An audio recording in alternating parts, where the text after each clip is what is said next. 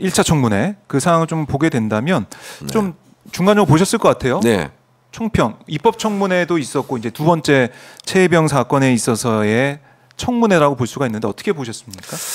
일단 뭐 이제 선서를 하지 않은 분들의 선서가 좀 의미 있게 와닿더라고요. 예, 이종섭도 그렇고 하더라고요. 예, 그러니까 이제 형사법상에는 이제 뭐 유죄 받을 가능성이 있을 경우에 이제 선서를 안 하게끔 조문에 나와 있고요.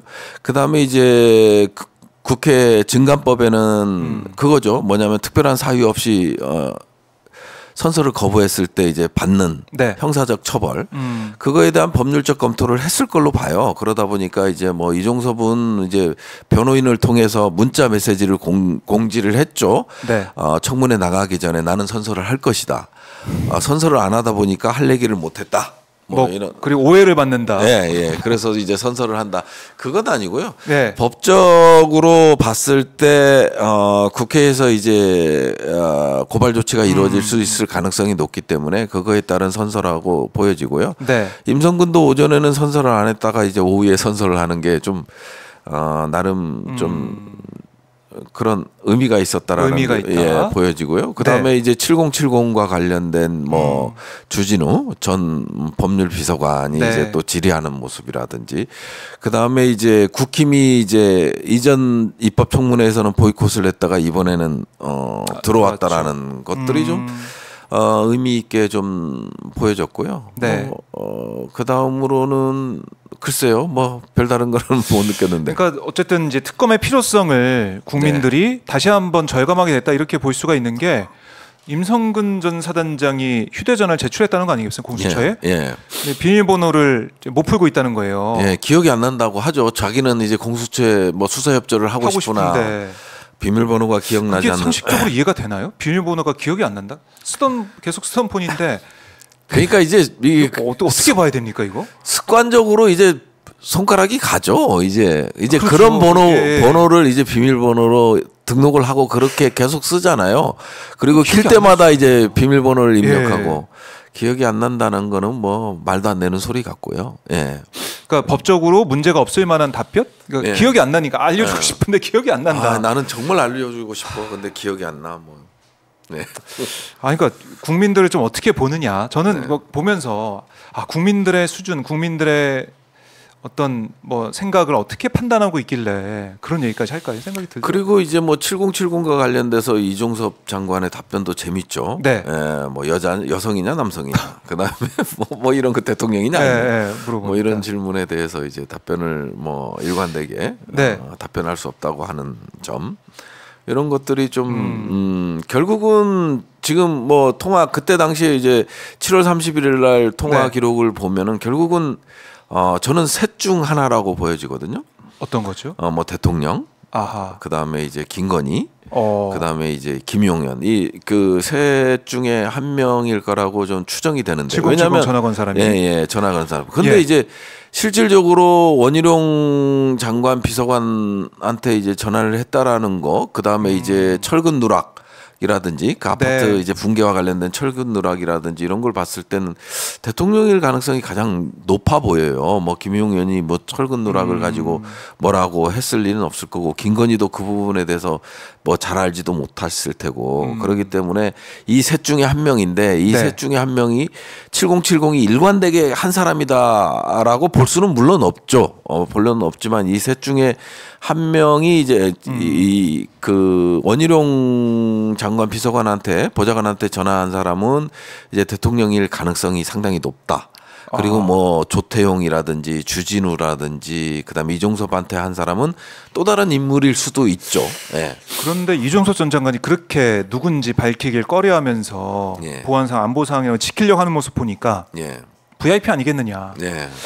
VIP가 누군지는 두 사람 중에 한 명일 텐데 누군지는 모르겠지만 VIP 얘기를 하고 있을 것 같다는 생각이 저는 또 개인적으로 들더라고요. 그런 추측을 많이 하셨을 것 같아요. 그렇죠. 방송을 보면서 청문회 과정에서 그렇고 또 임성근 전 사단장이 청문회 도중에 문자를 막 보내지 않습니까? 자신 외사촌 동생 박모 검사 광주 고검에 있는 그 검사한테 문자를 보내고 답도 받아요. 이것도 참 이례적인 거죠. 청문회 도중에. 예. 아, 그러니까 야, 정말 상상 이상의 그런 이 현장들이 목격이 되니까 네. 참 할 말을 잃게 하는 그런 상황인 거죠. 어떻게 그것도 변호인도 아니고 뭐 변호인이라면 어느 정도 내가 유무죄를 가르는 진술이 될 수 있기 때문에 조언을 구한다라는 거는 있어서는 안 되겠지만 있을 수 있다고도 보여지는 측면이 있거든요. 하지만 이제 검사는 좀 상당히 아무리 친척이지만 그렇죠. 예. 그래서 이 청문회 과정에서도 정해가 됐다가 이런 논란도 이어졌었는데 이런 부분들 그리고 이종호 전 대표가 안 나왔기 때문에 청문회 사실 그게 어떻게 보면 이번 청문회 좀 아쉬운 부분 중에 하나라고 볼 수도 있을 것 같아요. 뭐 그런 것도 있지만 또 이제 유상범 의원하고 임성근 또 사단장이 또 한편의 코미디를 또 연출했잖아요. 뭐 3부는 예약이다, 뭐 골프 예약이다.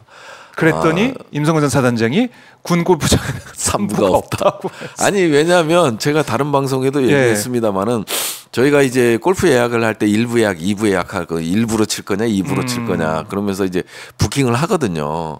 그래서 이제 3부를 이제 그 단톡방 멋진 내병에 있는 단톡방에 있던 한 인물이 또 박정훈 수사단장한테 직접 찾아가서 3부는 이게 골프 모임이었다. 골프 예약이었다. 이렇게 또 얘기하는 과정도 있었고 그게 또 언론에도 나오고 했거든요.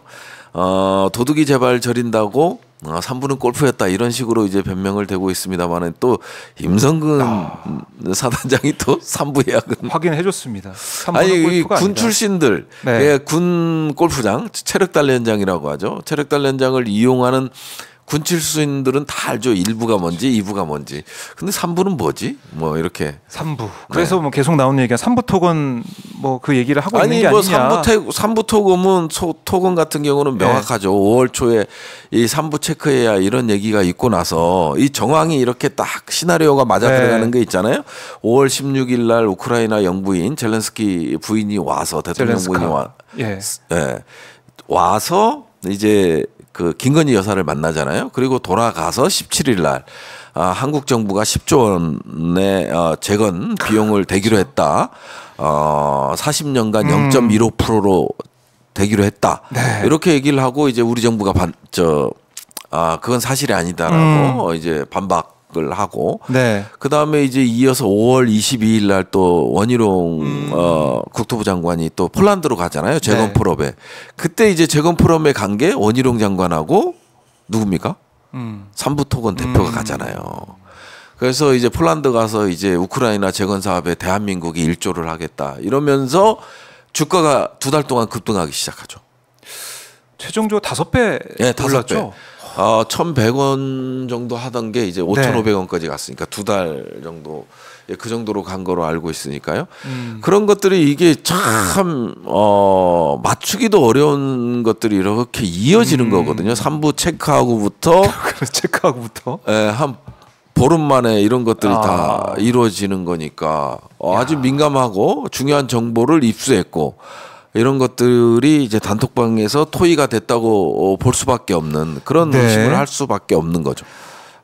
그러니까 이 3부 토건 문제 오히려 이 의혹이 핵심 의혹이 아니야 이런 얘기 하시는 분도 있더라고요. 이게 이종호 전 대표의 이력도 있고 도이치모터 주가 조작 그것도 있기 때문에 과연 이종호 전 대표가 혼자 이 사안에 있어서 어떤 연관성이 있겠느냐 아니면 다른 또 자금이 들어오지 않았겠느냐 이런 의혹 뭐 3부 토건이라고 생각하는 분들도 그런 얘기도 하시더라고요. 어떻게 증명할지 모르겠지만 이 의혹도 밝혀져야 된다 이런 얘기가 나올 것 같아요. 그 뭐 지난번에 모 방송에서 김규현 변호사가 그런 얘기를 한 적이 있었잖아요. 뭐냐면 최혜병 특검과 김건희 특검은 한 지점에서 만난다. 이런 것들이 이제 점점 드러나는 거죠. 자, 그러니까 서로 분리된 사건이 아니다. 의미심장한 발언이네요. 그게 이제 맞아 들어가는 게 아닌가 하는 생각이 들어요. 자, 이 청문회는 마무리됐지만은 최혜병 특검법 재표결 과정이 남아 있긴 합니다. 진짜 모르겠어요 어떻게 될지는 저도. 전 쉽지 않다고 봐요. 쉽지 않다. 예, 쉽지 않다고 보여져요. 좀 설득 좀 하고 계십니까 국민의힘 의원들? 친하신 의원들 있으세요? 없어요. 없었어요. 아니 초선이니까 또 친한 거를 떠나서 이건 친함으로 가능한 문제가 아닌 것 같고요. 그래서 이제 얼마만큼 지금 당대표 선거에서 전당대회에서 상당히 국민의힘이 와해되고 있잖아요. 진짜 돌아올 수 없는 다리를 건너는 네. 그런 양상을 보이고 있고, 나경원 대표 같은 경우는 토론회가 끝나고 울기까지 했다라는 보도도 나오고, 그런 식으로 해서 가만히 있지 않겠다, 뭐 두고 보겠다, 그 다음에 이제 반드시 뭐 이런 표현까지 이제 나경원 대표가 쓰면서 이제 한동훈 후보를 겨냥. 이제 공격 겨냥하는 상황이잖아요. 뭐 그런 것들이 과연 최혜병 특검에 어떤 영향을 끼칠지. 분명 한동훈 특검은 제가 봤을 땐 당대표가 되더라도 우리 민주당에서도 이제 7월 안에 한동훈 특검을 처리하겠다라는 입장이기 때문에 한동훈 특검에 대해서는 통과될 가능성이 상당히 높아 보이고요. 오히려 높아 보이고. 네. 그다음에 최혜병 특검 같은 경우는 대통령이 존재하고 있는 상황이잖아요. 대통령이 존재하고 있는 상황이고, 그다음에 여당이 지난번에 최혜병 특검 표결 과정에서도 아주 그 단일 대우로 뭉친 게 있었기 때문에 안철수 의원은 찬성했잖아요. 아니 뭐 물론 안철수 의원은 찬성하긴 했지만 그 7표가 더 부족하니까 이번에 통과에 대해서는 부정적이긴 하지만 이번에 국민의힘 전당대회를 좀 볼 필요가 있다. 그리고 이제 전당대회 이유가 상당히 국힘에서는 이제 난국이 될 가능성이 좀 높아 보여요. 네. 일단은 변수는 국민의힘 전당대회 결과다. 내일입니다. 내일 1차에서 끝날 것이냐 2차까지 갈 것이냐 좀 봐야 될 것 같은데 그거 좀 보고 판단하자는 쉽진 않다. 이게 정리를 하겠습니다. 근데 일주기가 이렇게 최혜병 순직 일주기가 지나도록 이렇게 진상 규명이 안 되다니. 참 국민들이 너무나 안타까워하고 있고요. 그럼요. 국회에서는 어떻게든 해보려고 해도 윤석열 대통령이 계속 거부권을 2번이나 행사했으니까 여기에 대한 국민들의 판단도 있을 것 같습니다.